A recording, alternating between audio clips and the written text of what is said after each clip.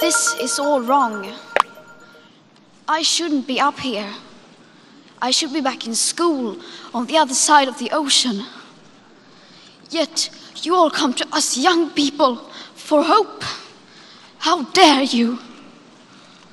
You have stolen my dreams and my childhood with your empty words, and yet I'm one of the lucky ones. People are suffering, people are dying, entire ecosystems are collapsing. We are in the beginning of a mass extinction, and all you can talk about is money and fairy tales of eternal economic growth. How dare you? Vous connaissez Greta Thunberg, mais connaissez-vous Elisabeth Watuti, Nathan Métainier ou encore Ayaka Melitafa? Nombreux sont ces jeunes sur le front de la lutte pour le climat. La COP26, qui a débuté ce lundi 1er novembre, est l'occasion de découvrir ces nouveaux visages de l'activisme environnemental peu connus du grand public. Upendo vous en présente 6. À 19 ans, Ayaka Melitafa se veut la porte-parole des minorités qui ne sont jamais entendues et qui sont pourtant les premières touchées par le changement climatique. Elle est le plus jeune membre de la commission présidentielle destinée à construire un pacte social autour d'une transition climatique juste en Afrique du Sud.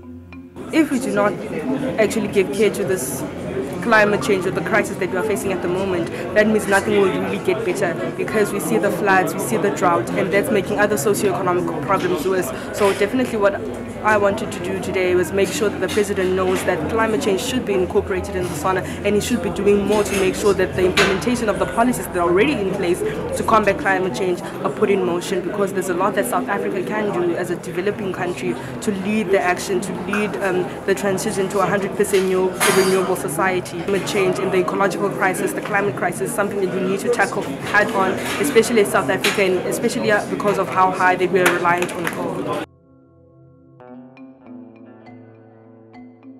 Cofondateur de Génération Climat Europe, à tout juste 22 ans, Nathan Métainier, originaire de Saint-Martin-du-Riage, est l'un des plus jeunes membres du groupe consultatif de la jeunesse des Nations Unies pour le changement climatique.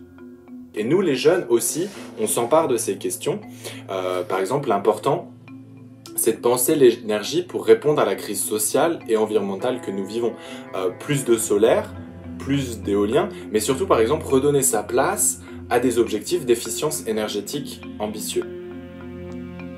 Originaire du Kenya, Elisabeth Watuti, 26 ans, est la fondatrice de la Green Generation Initiative, une organisation créée en 2016 qui a pour but la reforestation et la sensibilisation des plus jeunes sur les questions environnementales. Avec plus de 30 000 arbres plantés, Elisabeth Watuti s'engage à former les activistes de demain. I need to tell you what is happening in my home country. Right now, as we sit comfortably here in this conference center in Glasgow, over 2 million of my fellow Kenyans are facing climate-related starvation. In this past year, both of our rainy seasons have failed. And scientists say that it may be another 12 months before the waters return again. Meanwhile, our rivers are running dry. Our harvests are failing. Our storehouses stand empty. Our animals and people are dying. I have seen with my own eyes 3 young children crying at the side of a dried-up river after walking 12 miles with their mother to find water. Please open your hearts. Ce jeune Fidjien de 24 ans, coordinateur de 350 Fidji, un réseau régional de jeunes pour le changement climatique, est membre du groupe consultatif de la jeunesse sur les changements climatiques de l'ONU. Il appelle à une transition juste, un financement massif et la mise en première ligne des peuples autochtones lors des prises de décision.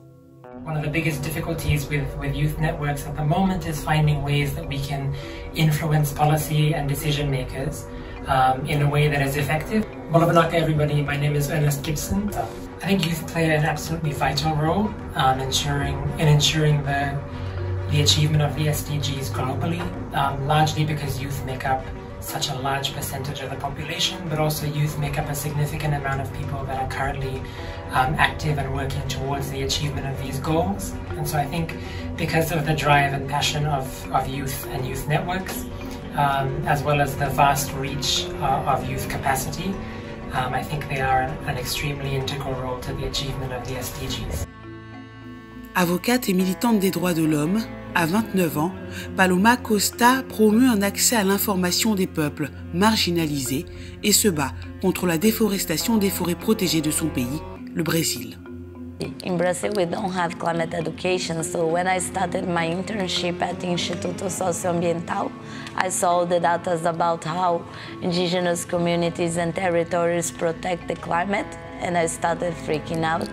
And then I started enjoying the youth movement.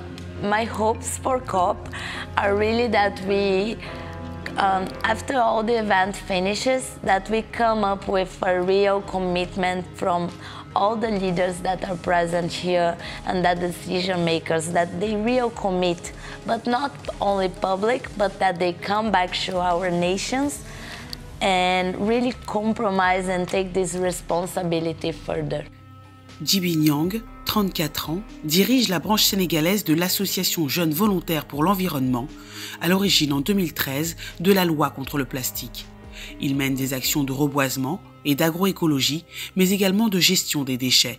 Pour Djiby Nyang, il est primordial d'inclure la jeunesse dans les négociations de la COP26, car ils seront les premières victimes du changement climatique. Aujourd'hui, au Sénégal, nous avons interdit les déchets plastiques, mais il reste un autre combat, et c'est le combat d'éliminer carrément les déchets plastiques dans ce pays. Et ce combat doit être porté par la jeunesse, ce combat doit être porté par les populations. C'est à nous de bouter les déchets plastiques hors de notre pays pour sauver l'humanité, pour sauver l'élevage et pour sauver aussi la mer.